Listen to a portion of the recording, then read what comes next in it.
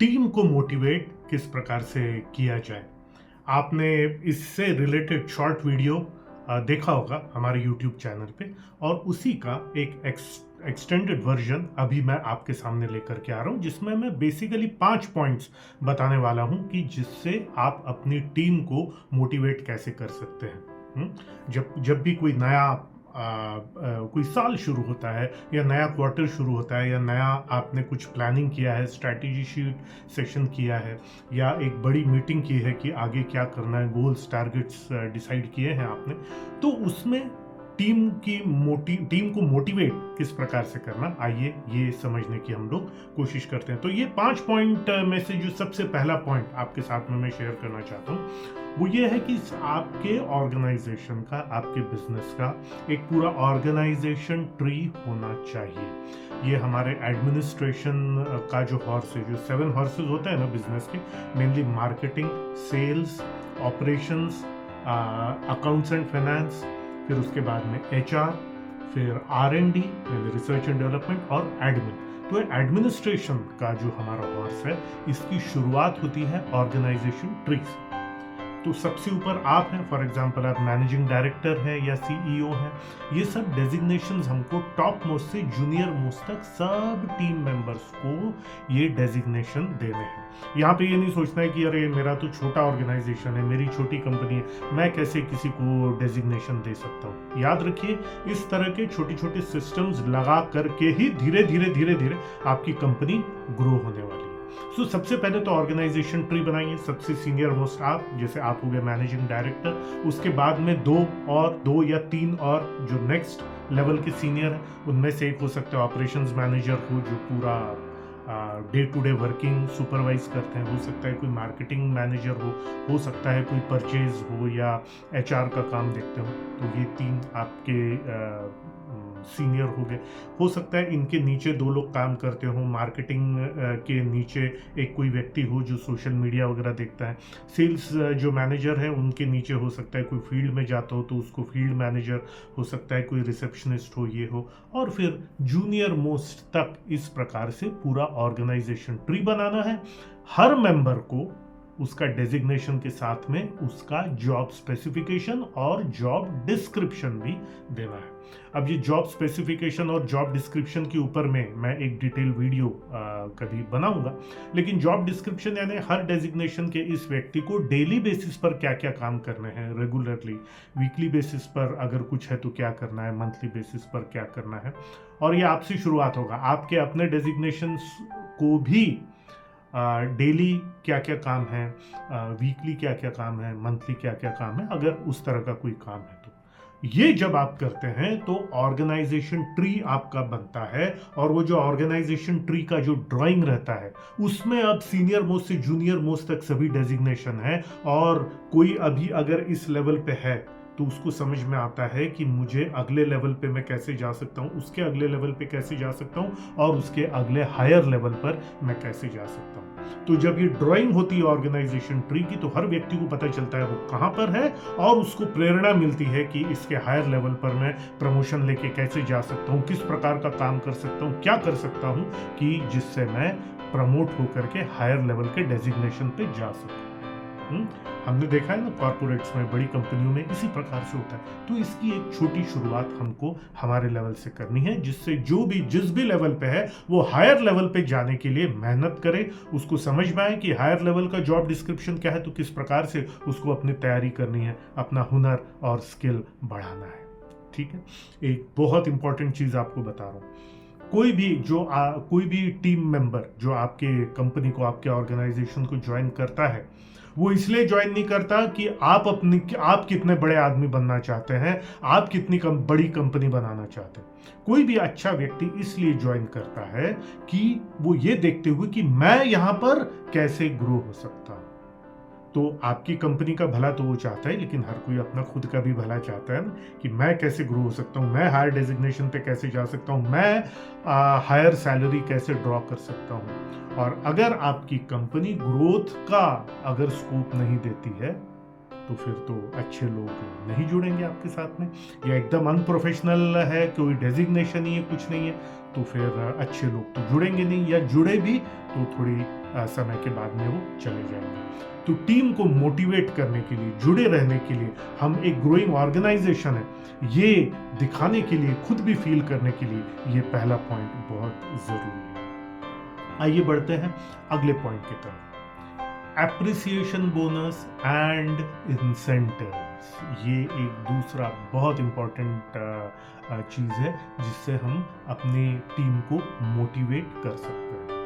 ठीक है, तो बोनस यानी क्या हुआ, दो तरह के बोनस होते हैं। एक तो मॉनिटरी बोनस, जिसको हम इंसेंटिव भी कहते हैं, यानी सैलरी के अलावा एडिशनल हम कितने पैसे उनको दे रहे हैं। और दूसरा रहता है एप्रिसिएशन बोनस, यानी मीटिंग में तालियां बजवाना, सर्टिफिकेट देना, एम्प्लॉय ऑफ द मंथ का अवार्ड देना, ठीक है, कुछ पर्क्स दे देना, कुछ गिफ्ट दे देना, इस प्रकार का। तो जब हमारे पास में जब जॉब डिस्क्रिप्शन होता है कि किसने क्या क्या काम करना है, और वो काम जब वो अच्छे से परफॉर्म करते हैं, या सेल्स टारगेट अचीव करते हैं, सेल्स टारगेट के ऊपर जाते हैं, या एडिशनल सेल्स लेकर के आते हैं, तो उनको इस तरह के अवार्ड्स दिए जा सकते हैं। दूसरी तरफ अगर उनका परफॉर्मेंस अच्छा है, टाइम पे आते हैं, टाइम पे जाते हैं, डे टू डे वर्क बहुत अच्छे से करते हैं, तो उनको एप्रिसिएशन अवार्ड दिया जाता है। एक बहुत इंपॉर्टेंट चीज आपको बता रहा हूं दोस्तों, अगर रेवेन्यू टारगेट्स और पैसों से रिलेटेड टारगेट्स अचीव कर रहे हैं, तभी आपको पैसों के अवार्ड्स देने चाहिए, पैसों के इंसेंटिव्स देने चाहिए। और जो परफॉर्मेंस रिलेटेड जो अच्छा परफॉर्म कर रहा है, उसको तालियों से रिलेटेड एप्रिसिएशन अवार्ड्स। तो मैं फिर से एक बार बता देता हूं, मॉनिटरी रिवॉर्ड्स और एप्रिसिएशन रिवॉर्ड्स।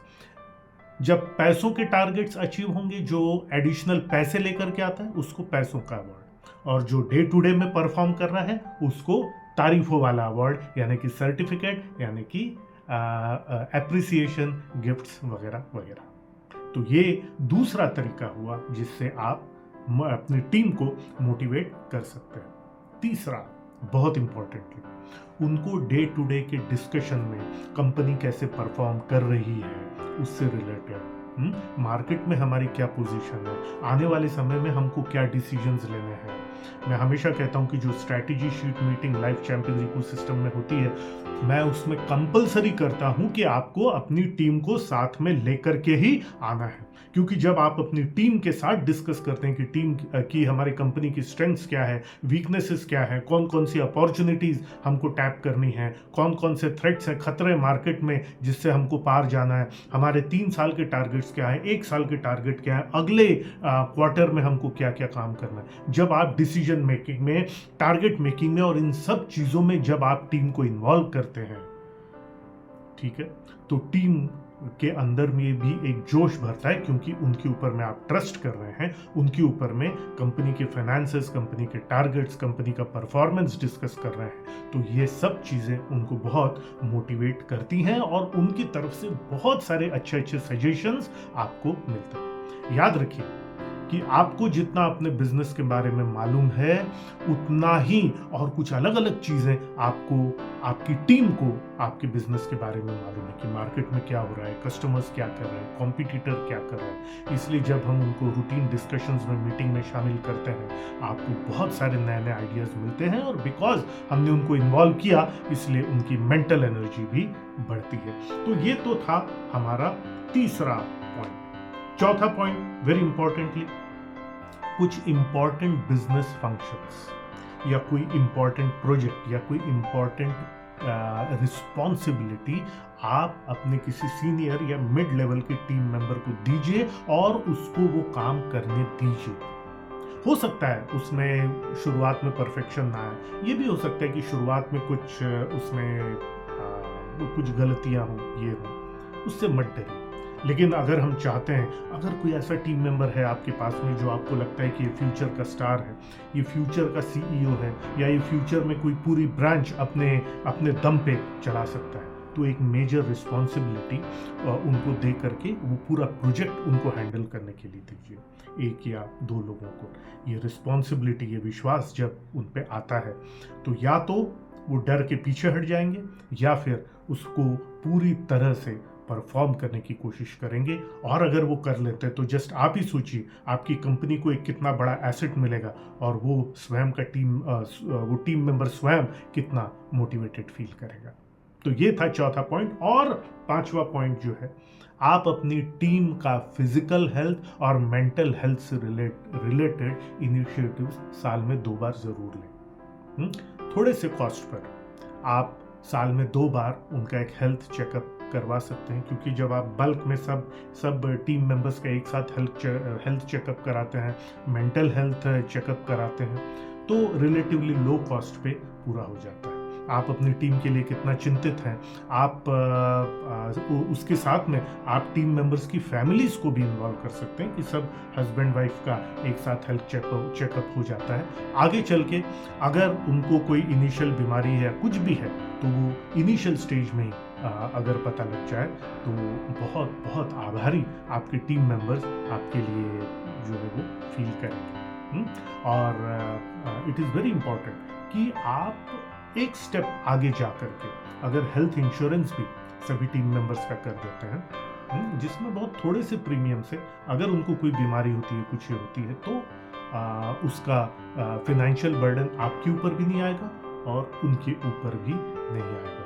तो ये एक छोटे से प्रीमियम में आप बहुत बड़ी सौगात टीम मेंबर्स को दे सकते हैं। हाँ, अगर वो आपके यहाँ से छोड़ करके चले जाते हैं तो फिर वो जो प्रीमियम है वो टीम मेंबर खुद अपने आप से भरेगा। लाइफ लॉन्ग तो आपको भरने की जरूरत नहीं है, ये तभी तक आपको करना है जब तक वो आपके यहाँ काम कर रहे हैं। तो दोस्तों, और बहुत सारी आइडियाज हो सकती हैं, लेकिन मैं एक बार फिर से ये 5 जो मुझे ऐसा लगता है मेरे एक्सपीरियंस के हिसाब से as an entrepreneur myself, और जो दूसरे लोगों को मैंने करते हुए देखा है, जो अपने अच्छे एंटरप्रेन्योर्स को जो मैंने करते हुए देखा है, जिससे उनकी टीम हमेशा एनर्जाइज रहती है, तो मैं एक बार फिर से दोहरा देता हूँ। सबसे पहले ऑर्गेनाइजेशन ट्री बनाइए जिससे उनको ग्रोथ अपॉर्चुनिटीज का मौका मिले। दूसरा, पैसों के इंसेंटिव्स और तारीफों के इंसेंटिव्स का कोई स्कीम आप चालू कीजिए। तीसरा, अपने रेगुलर बिजनेस मीटिंग्स में, अपने स्ट्रैटेजी मीट में उनको इन्वॉल्व कीजिए, उनसे आइडियाज लीजिए। चौथा, किसी एक या 2 टीम मेंबर्स को जो फ्यूचर के स्टार्स हैं उनको कोई मेजर रिस्पॉन्सिबिलिटी दीजिए या प्रोजेक्ट हैंडल करने दीजिए और फिर उनकी एनर्जी देखिए। और पांचवा, उनका फिजिकल और मेंटल हेल्थ के लिए कुछ मेजर्स लीजिए।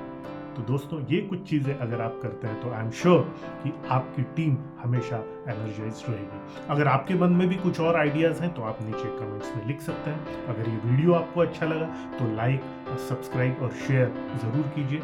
हम लाइफ चैंपियंस इकोसिस्टम में इस तरह के डिटेल्ड ट्रेनिंग प्रोग्राम्स करते हैं। अगर आपको अपने बिजनेस में ग्रोथ चाहिए, अगर आपको अपने बिजनेस को ऑटोमेट करके एक अलग लेवल पर ले करके जाना है, लाइफ चैंपियंस इकोसिस्टम, जिसके सारे डिटेल्स नीचे कमेंट्स में लिखे हुए, उसको ज़रूर ज्वाइन कीजिए। मैं आपसे मिलूंगा अगले किसी बेहतरीन वीडियो में। तब तक के लिए आप सबके सीखने के जज्बे को सलाम।